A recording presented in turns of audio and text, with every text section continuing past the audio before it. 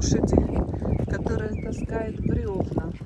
Раньше по реке и по этому озеру сплавляли бревна для строительства, сплавляли лес.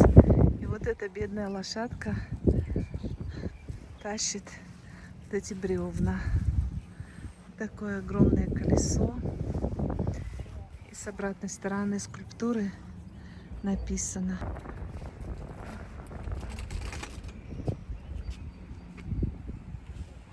Все в деталях, подробно. Ludington's lumbering era. Lumbering became Ludington area's first industry. The timber rush began around the middle of the 19th century, with the most active portion of that period being between 1870 and 1900. The community which developed around the mills was named Père after the famed Jesuit missionary who died on the nearby shores many years before. Thousands of early settlers, many of whom were immigrants, flocked to the area and found employment in an industry where fortunes were made. Early records from 1882 show that there was an estimated 4.5 billion board feet of lumber spanning the full length of the Père River and within 25 miles of it. Together, the forest and Lake Michigan played the dominant role in shaping the area's history. Vast commodities of lumber needed for a growing nation, along with a large natural harbor with easy access to Lake Michigan, were two important assets. Lumbering in this area consisted of three distinct operations: the logging camps in the woods where the lumber was harvested, transportation of the logs to the mills, and the operation of the mills. The logging camps consisted of crews of men led by a foreman. It was their job to cut the trees and stamp each log with the owner's name or insignia. The crews, or shanty boys, as they were often called, spilled logs down their rollways every spring and guided their logs to the sorting gap located just west of the present South Bridge on the old US 31. During the lumbering period, lumber camps were scattered all over Mason County and were active along both banks of the Père River. At first, lumbering was essentially a seasonal operation, largely during winter months when heavy logs could be moved easily across icy ground. However, as the industry grew and lumbering technology became more advanced, devices such as the big wheels were invented. As the name implies, the devices consisted of a set of enormous wheels, roughly 10 feet high, drawn by a team of horses.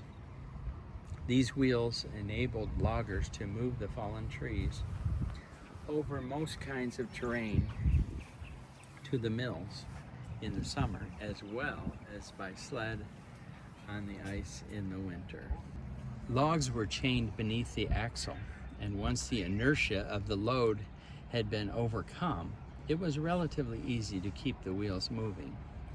Silas Overpack, a wagon carriage maker in Manistee, is credited with the manufacturing and marketing of the big wheels. The net result? Lumbering became a year-round industry and profits increased as logging wheels became standard equipment in Michigan lumber camps and those throughout the Midwest and beyond. Once gathered in Père Lake, the logs were sorted by log runners according to the owner's brands into booms, which were masses of logs held together by chains or ropes. The booms were then towed by tug to the mills that lined the shore, and the boards of lumber produced after the milling process were loaded onto boats for shipping to markets in Milwaukee and Chicago.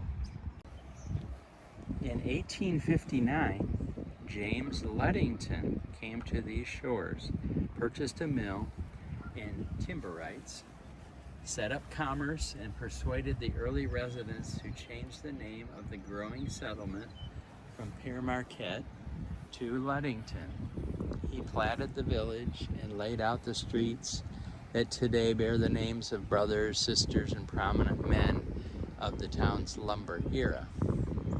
During the first 2 decades of its existence as a city, Ludington flourished as growth and prosperity continued. By 1870, the lumber industry was in full swing, with 14 mills operating around Pammique Lake. In order to move larger quantities of lumber, the harbor channel was cut in the spot it is today, enabling sailing vessels and packet steamers to move their cargo safely in and out of the busy port. Lumbering had a huge impact on the life and economy of this area. It enhanced the importance of Ludington as a port city and a maritime center on Lake Michigan. It brought money and jobs into the region, particularly during the last quarter of the 1800s. Soon after the turn of the century, the era of lumbering affluence drew to a close. The seemingly never-ending supply of timber was depleted in less than 40 years. By August 1917, lumbering as a major industry in this region had come to an end. Итак, где мы, мам, находимся с тобой? Ну, мы находимся На озере. на озере Мичиган. Правильно, да. В городе, который называется Ладингтон. Ну, это сложно, Ладингтон. Да. Да. Ладинсан. Ладингтон. Хорошо. Ладинсан. Здесь когда-то была лесоповалка. Вот памятник стоит лошади, которая таскала бревна. И вот такие огромные колеса, в натуральную величину колесо сделано.